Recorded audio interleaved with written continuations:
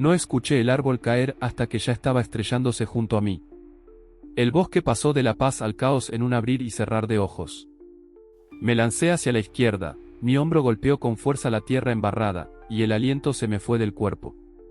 El pino cayó a escasos 60 centímetros de mí, golpeando el sendero con un estruendo que sonó como si el trueno partiera la tierra. Luego vino el viento. Caliente, seco, aullando como un tren de carga. Ahí me di cuenta, el fuego había cambiado de dirección. Llevábamos 2 días de excursión cuando el humo empezó a filtrarse entre las copas de los árboles. Al principio pensé que era niebla elevándose desde los valles. Luego lo olí, agudo, acre, inconfundible. Recuerdo que me detuve, miré a mi amigo Chris, que ajustaba las correas de su mochila. Ambos lo supimos. Incendio forestal. Se suponía que sería una caminata de 6 días por la región montañosa de Oregón, salvaje, remota, hermosa. Sin señal. Sin estaciones de guardabosques en kilómetros. Solo nosotros y los árboles. Ahora estábamos corriendo. Pero Chris, no lo había visto desde que crucé el barranco hace 1 hora. Se resbaló al trepar por una cornisa rocosa, y lo último que vi fue su mano haciéndome señas, gritándome algo que no pude oír por el viento.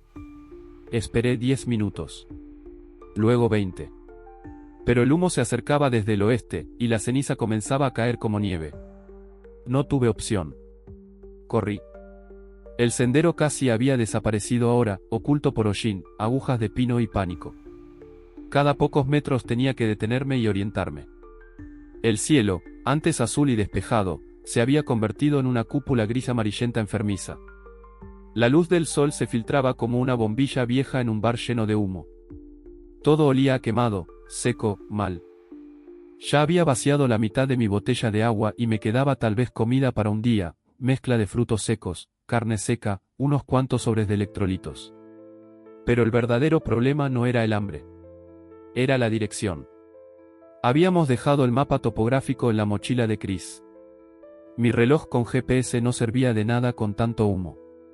Sin señal. Por suerte, la brújula todavía funcionaba, pero no sabía dónde había empezado el fuego ni hacia dónde se extendía. El viento era impredecible. Aún así, tenía una corazonada. Si seguía descendiendo hacia el este, tal vez encontraría el arroyo que habíamos cruzado el primer día. Agua, refugio, tal vez una oportunidad. A media tarde, tenía la garganta en carne viva y las pantorrillas acalambradas. Encontré un tronco caído y me senté un minuto, tratando de no toser. El sonido de árboles estallando en la línea del fuego resonaba como disparos. De vez en cuando, se oía el grito de un ave, agudo, desesperado. Sin insectos. Sin brisa. Solo el peso denso del calor presionando como una tapa sobre una olla hirviendo. Fue entonces cuando vi al oso. Estaba a unos 30 metros, junto a un parche de arándanos. Grande, negro, pegado al suelo, moviéndose lento pero con propósito. No me moví. No me miró. Susurré, sigue, solo sigue caminando. Y lo hizo. Me tomó otra hora llegar a lo que pensé que podría ser el arroyo. Reconocí las formaciones rocosas, losas de granito que parecían los lomos de ballenas. Pero donde había agua hace solo 2 días, ahora apenas quedaba un hilo. El calor se había bebido el arroyo. Todo lo que pude hacer fue arrodillarme y recoger un poco de arena húmeda en mi bolsa de filtro, esperando que bastara para extraer unas gotas. Esa noche, no hice fuego.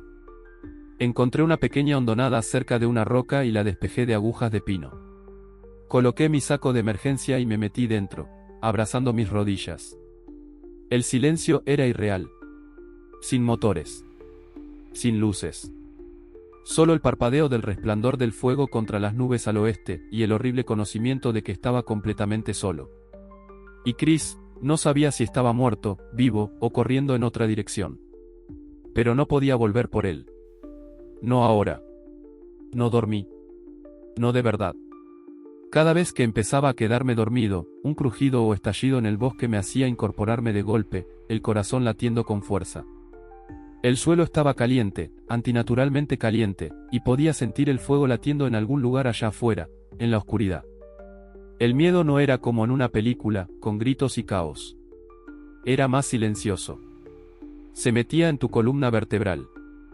Hacía que cada decisión se sintiera como la equivocada. Al amanecer, recogí todo y me moví rápido. El hilo de agua del arroyo apenas me había dado medio litro, y sabía que la deshidratación ya me estaba alcanzando. Tenía la lengua espesa. Los labios agrietados, pegados entre sí cada vez que abría la boca. Seguí avanzando hacia el este, con la esperanza de encontrar terreno más bajo, tal vez un manantial, o incluso un camino de tierra. Alrededor del mediodía, encontré huellas. No eran huellas de botas, eran pezuñas. Alces. Un grupo entero, por lo que parecía. Sus rastros bajaban por la ladera en un gran arco, espaciados ampliamente. Entonces lo entendí, los animales también huían. Si ellos escapaban del fuego, tal vez iban hacia el agua. Lo seguí. Una hora después, casi caigo dentro del manantial. Estaba escondido en una pequeña depresión, rodeado de altos helechos y sombreado por abetos. Caí de rodillas y casi lloré. La charca no era grande, tal vez de 3 metros de ancho, pero era limpia, fría y fluía. Filtré 1 litro entero, luego otro. Llené la botella plegable y me senté bajo los árboles, dejando que el aire fresco calmara el dolor detrás de mis ojos. Me quedé allí hasta última hora de la tarde. Comí un puñado de mezcla de frutos secos. Hice inventario. Inventario. Una bolsa medio vacía de mezcla de frutos secos. Un pequeño trozo de carne seca. 1.5 L de agua limpia. Filtro de agua personal Life Extra. Saco de emergencia, Bibi. Brújula. Navaja de bolsillo. Iniciador de fuego. Una bengala de emergencia. Linterna frontal con batería débil. Manta de milar arrugada. Sin mapa. Sin señal. Sin Cris. Antes de dejar el manantial, garabateé una nota con un trozo de carbón en la parte trasera de un envoltorio de granola. A quien encuentre esto, estoy vivo. Me dirijo al este desde este manantial. El fuego viene detrás. Nombre, Jack Turner. Por favor, avisen a mi familia. La dejé anclada bajo una piedra, por si acaso. El sendero hacia el este era difícil, sin camino real, solo pasos de ciervos y rutas de animales. El bosque se volvió más espeso. 2 veces escuché movimiento entre los arbustos y me detuve, con el corazón en la garganta, pero solo eran ciervos. Uno cruzó corriendo un claro, su cola blanca brillando como una bandera. Envidié su velocidad. Esa noche encontré un claro bajo un árbol muerto. Arriesgado, pero necesitaba cielo abierto para vigilar brasas voladoras. Limpié un anillo para fuego, raspé hasta llegar a la tierra mineral y encendí la llama más pequeña que pude, solo lo suficiente para hervir agua y mantener el calor. Sin humo de leña. Sin señal. Solo el sonido del bosque respirando conmigo. Miré las estrellas, pensando en casa. En Cris. En lo absurdamente frágil que se sentía todo ahora. Mañana subiría a la cresta. Necesitaba ver dónde estaba el fuego. Y si había algo más allá de los árboles. Por la mañana, el humo se había disipado lo suficiente como para dejar pasar una pálida franja de sol. Recogí rápidamente, bebí un poco de agua y comencé a subir. La cresta era brutal. Rocas sueltas, pendientes empinadas y una maraña de maleza que me obstaculizaba cada paso. Usaba tanto las manos como los pies, aferrándome a raíces y rocas para impulsarme hacia arriba, con los muslos ardiendo y la respiración entrecortada. Cada vez que me detenía a descansar, el bosque abajo gemía, los árboles crujían, estallidos lejanos resonaban mientras el fuego avanzaba por el valle que acababa de cruzar. Llegué a la cima después de 2 horas de escalada. La vista me golpeó como un puñetazo en el pecho. El valle abajo era un mar de humo y llamas. Los árboles se partían y caían como cerillas. El fuego era ahora un muro, de kilómetros de ancho, moviéndose más rápido de lo que cualquier persona podía correr. Incluso desde aquí arriba, podía oír el rugido. Sonaba como el motor de un avión, constante e implacable. Pero hacia el este, el cielo estaba más despejado. Vi el brillo azul de un lago, tal vez a unos 8 kilómetros, encajado entre colinas bajas. Civilización. Una estación de guardabosques. Tal vez. Pero el terreno entre el lago y yo era complicado, bosques densos, rocas caídas, barrancos. Aún así, era una dirección. Un objetivo. Marqué la ubicación del lago en relación con el sol y comencé el descenso. A mitad de camino, resbalé sobre una raíz mojada. Recuerdo el tirón de la gravedad, esa sensación de caída, y luego, dolor. Mi costado izquierdo se estrelló contra una roca. La mochila amortiguó parte del impacto, pero mis costillas recibieron el golpe más fuerte. Me quedé tendido un minuto, jadeando, intentando no desmayarme. Nada roto, me dije. Golpeado, tal vez fisurado, pero aún podía moverme. Seguí adelante, más lento ahora, con una mano presionada contra mi costado. Cada respiración dolía como una puñalada. Al caer la tarde, encontré refugio bajo un saliente de roca. El dolor había empeorado. Necesitaba descansar. Con el cuchillo, corté una tira de mi camisa y me envolví el torso tan fuerte como pude. Una especie de entablillado improvisado. No perfecto, pero ayudaba. Usé el último trozo de carne seca para cenar y bebí con cuidado. No tenía idea de cuántos días tomaría esto. Conservar la comida era esencial. Esa noche, el frío se intensificó. Coloqué la manta de Mylar debajo del saco de emergencia y me acurruqué, tratando de evitar presión en las costillas. La luz del fuego danzaba en las paredes de roca, y mis pensamientos volvían una y otra vez a Chris. ¿Estaba siquiera vivo? Estaba ya afuera, en este mismo laberinto de árboles, arrastrándose hacia su propia cresta. Le susurré a la oscuridad: aguanta, amigo. Solo, aguanta. El sueño fue superficial. Los sueños parpadeaban y se rompían. Me desperté una vez por un sonido, bajo, ronco, cercano. Algo estaba ahí afuera.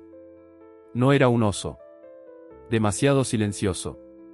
Me quedé inmóvil, con el cuchillo en la mano, apenas respirando. Pasos, suaves, deliberados. Algo olfateó el borde del saliente. Luego, silencio. Después de una eternidad, se alejó. No volví a dormir. Al amanecer, apenas podía moverme. Las costillas estaban peor ahora, hinchadas, rígidas, con un dolor profundo y palpitante a cada paso. Tenía que controlar mi respiración, mantenerla superficial. Los moretones se habían extendido por mi costado izquierdo como una mancha de aceite. Aún así, seguí adelante. El lago era mi única oportunidad. Avancé cuesta abajo con cuidado, apoyado en una rama gruesa que había cortado para usar como bastón. Alrededor del mediodía, encontré un claro lleno de excrementos y huellas de alces, frescos. Eso me dio un rayo de esperanza. Los animales necesitaban agua, y el agua solía significar vida. El bosque aquí era más denso, pero las señales eran mejores: hojas húmedas, musgo más vivo y sombra. Encontré un parche de frambuesas silvestres y comí lentamente, agradecido por algo dulce y húmedo. Luego filtré más agua de un arroyo que corría por un barranco. No era mucho, pero estaba limpia. Al doblar la siguiente curva, me detuve en seco. Había una huella de bota en el barro. Alguien había estado aquí recientemente. Grité: hola. Nadie respondió. Esperé. 10 minutos. Luego 20. Nada. Seguí avanzando hacia el este, hacia el lago. Al anochecer, llegué al borde exterior de la cuenca del lago. Ya podía ver el agua claramente, gris azulada bajo el cielo lleno de humo, rodeada de juncos. Me tambaleé hasta la orilla, solté la mochila y me arrodillé en la orilla. El lago era real. Frío. Tranquilo. Hermoso. Casi lloré de nuevo. Seguí la orilla y encontré un terreno plano bajo un viejo cedro. Era el primer lugar que realmente se sentía lo bastante seguro como para descansar. Hice una pequeña fogata y herví agua del lago, luego usé el calor para calmar mi costado. El dolor seguía ahí, pero era soportable. Mientras comía lo último de la mezcla de frutos secos, vi algo al otro lado del lago. Una delgada columna de humo. Alguien más tenía fuego. Me quedé mirando un buen rato. Podría ser ayuda. No podía ignorarlo. Mañana iría. Me levanté antes del amanecer, el fuego apagado, la mochila bien ajustada. Me quedé de pie un minuto, mirando hacia el otro lado del lago, donde había visto el humo. Ya no estaba, se había disipado o apagado, pero recordaba el lugar. Una pequeña elevación cerca de la orilla, tal vez a 1 milla de distancia, rodeando el agua. Empecé a caminar. Tomó más tiempo del que esperaba. El terreno era irregular, la maleza espesa. Cada pocos pasos tenía que detenerme y descansar por las costillas. Me movía en silencio, sin saber qué clase de persona encontraría. O si aún seguía allí. Cuando llegué a la elevación, me agaché y observé los alrededores. Había señales, cenizas aún tibias. Una olla de cocina. Una manta. Alguien había acampado ahí. Recientemente. Entonces lo escuché, un movimiento detrás de mí. Me giré rápido, agachado, cuchillo en mano. Una figura se encontraba justo fuera de los árboles. Delgado, con barba, quizás de unos 40 y tantos años. Su ropa estaba sucia, rasgada en la manga. Levantó las manos lentamente.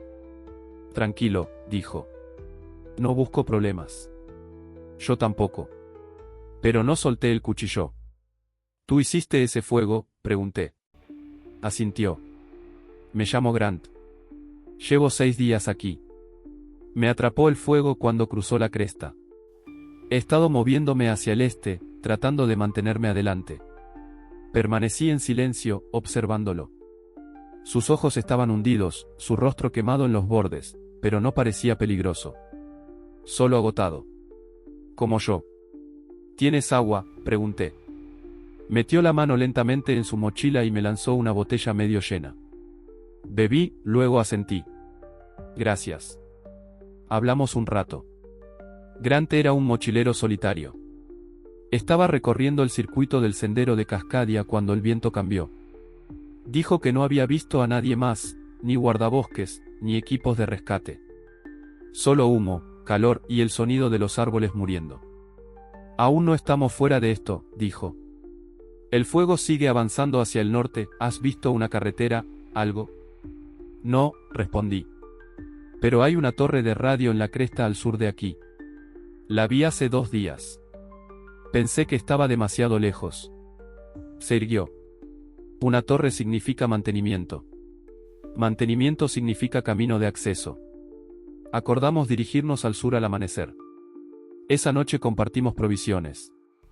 Le di mis últimas pastillas para purificar agua, él me dio la mitad de una barra de proteínas y un sobre de avena instantánea.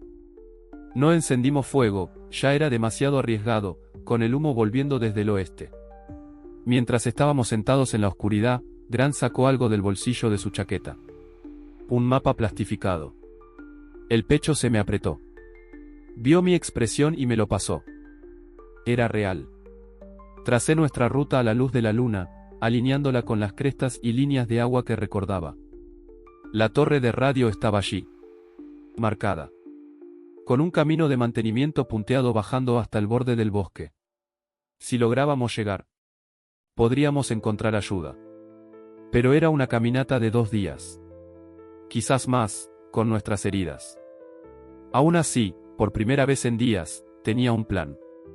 Desmontamos el campamento al amanecer. El aire olía a resina quemada y humo viejo, y cualquier dirección se sentía equivocada. Pero ya teníamos un rumbo, suroeste, hacia la torre.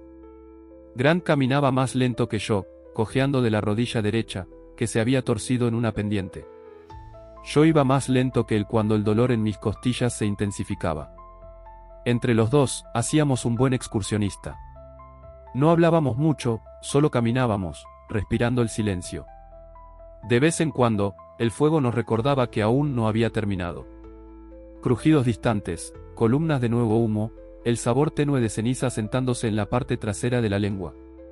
Nos manteníamos bajos en los barrancos, nos movíamos bajo la cobertura de los árboles y bebíamos cuando encontrábamos hilos de agua. Grant tenía un filtro de bomba barato con el mango agrietado, pero entre eso y Milifestra, nos manteníamos hidratados. Al caer la tarde, encontramos huellas de nuevo, más pisadas, un grupo esta vez. 4 o 5 personas, a juzgar por la separación. Algunas arrastradas. Una con una pisada pesada, como de bota de guardabosques. Iban en la misma dirección que nosotros. ¿Crees que lo lograron?, pregunté. Grant se encogió de hombros. Pronto lo sabremos. Seguimos las huellas hasta que se hizo de noche. Otra vez sin fuego, solo una comida fría de avena cruda y sorbos de agua de arroyo. Le ofrecí a Grant el saco de emergencia, y él me dio su manta. No era comodidad, era triage. Nos turnamos para quedarnos medio despiertos, escuchando cualquier movimiento. Esa noche, soñé con sirenas. Desperté con el cuchillo en la mano, jadeando. No había nada. Nos levantamos antes del amanecer otra vez. La torre estaba quizás a un día de distancia, si el terreno lo permitía. Pero nada en este lugar era fácil. Alrededor del mediodía, el viento cambió, y la temperatura subió 10 grados en una hora. Los pájaros huyeron. La luz volvió a teñirse de ese horrible tono naranja. Grant se detuvo, entrecerrando los ojos hacia atrás. El fuego está cerca. Aceleramos el paso, yendo más rápido de lo que debíamos. Tropecé 2 veces. Él gruñía a cada paso. Pero al atardecer, coronamos una elevación, y allí estaba. Acero. Alto. Brillando entre la neblina. La torre de radio. Nos quedamos parados, en completo silencio, temiendo creerlo. Bajamos con cuidado, revisando el suelo en busca de huellas o peligro. Había un sendero de grava, cubierto de maleza, pero transitable, y una vieja caseta de mantenimiento cerca de la base. La puerta estaba entreabierta. Adentro, una antena rota, estantes medio podridos, y el milagro de los milagros, una radio. Grant activó los interruptores mientras yo revisaba los cajones. Encontramos baterías. Repuestos. Incluso un cargador solar conectado a una estructura en el techo.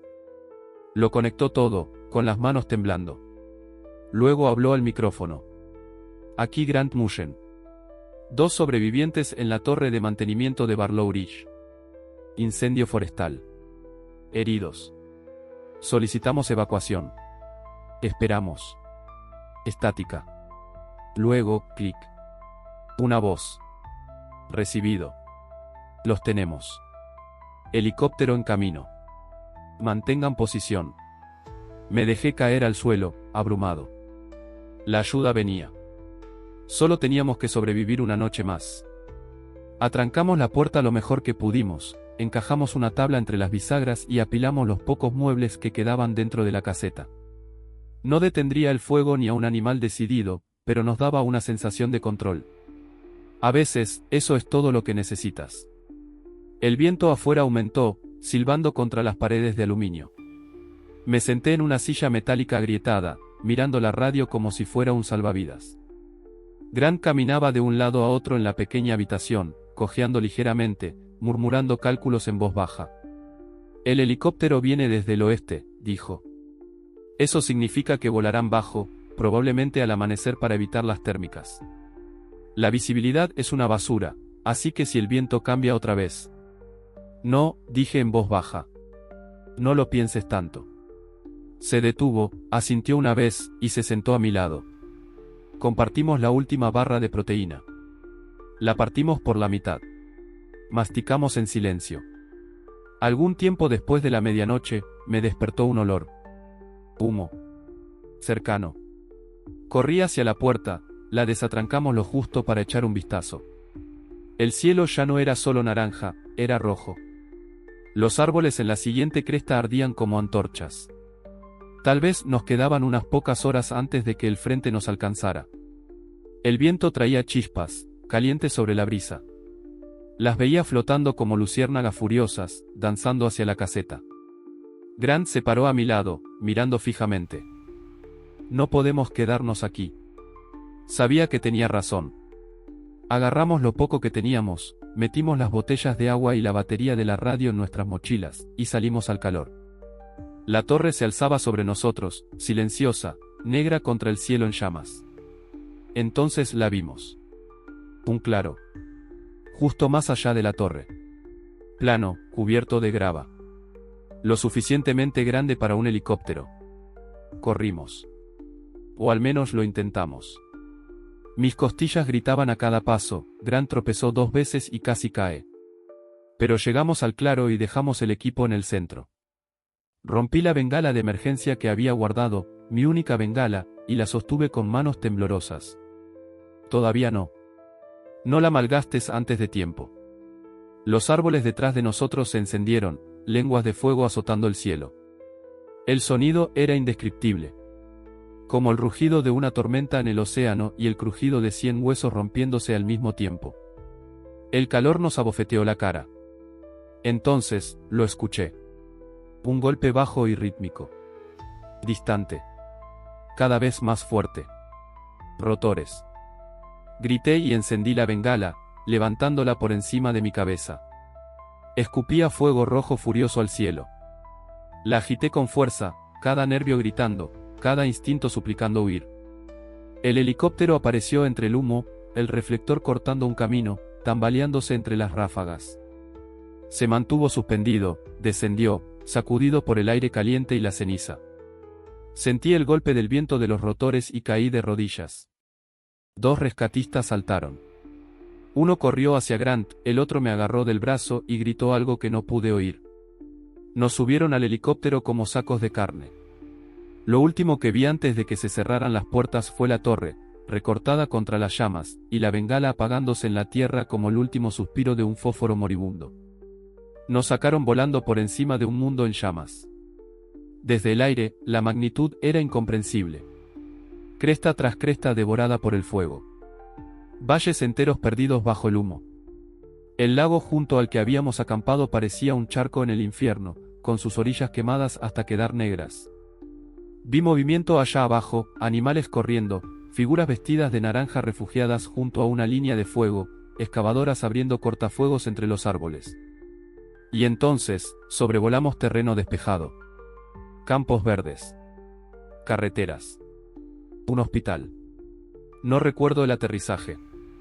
Recuerdo luz blanca, olor a antiséptico y una enfermera cortando mi camisa con suavidad. Recuerdo la voz de un médico, 3 costillas fisuradas. Deshidratación. Agotamiento. Recuerdo desmayarme. Me retuvieron durante 5 días. Grant tenía un ligamento desgarrado, inhalación de humo y un par de cortes infectados. Caminaba por los pasillos sin parar, preguntando por otros excursionistas. El personal no sabía mucho. No había un recuento completo todavía. Los incendios seguían activos, y la contención cambiaba día a día. Algunos fueron rescatados. Otros, no. Pregunté por Chris. Dijeron que habían encontrado a un hombre que coincidía con su descripción cerca de Barlow Creek. Vivo. Débil, pero estable. Había usado una bolsa de basura como protección contra la lluvia y había comido raíces de totora durante días. Estaba preguntando por mí. Eso me derrumbó. Me permitieron verlo al día siguiente. No hablamos mucho. Solo nos sentamos, en silencio. Su barba era más espesa, sus ojos hundidos, pero era él. No necesitábamos palabras. Sobrevivir te cambia. No solo el cuerpo, la mente, el alma. Aprendes el valor del silencio, de la paciencia, del agua, del calor. Aprendes cuánto ruido hace el mundo y cuán precioso puede ser el silencio. Pasaron semanas. El incendio fue finalmente declarado, controlado. No extinguido. No seguro. Solo contenido. Me llevaron de regreso a casa. Aún me despierto algunas noches, buscando el cuchillo que ya no está. A veces huelo ceniza en lugares donde no hay nada. A veces cierro los ojos y veo esa bengala ardiendo en la tierra, roja sobre negro.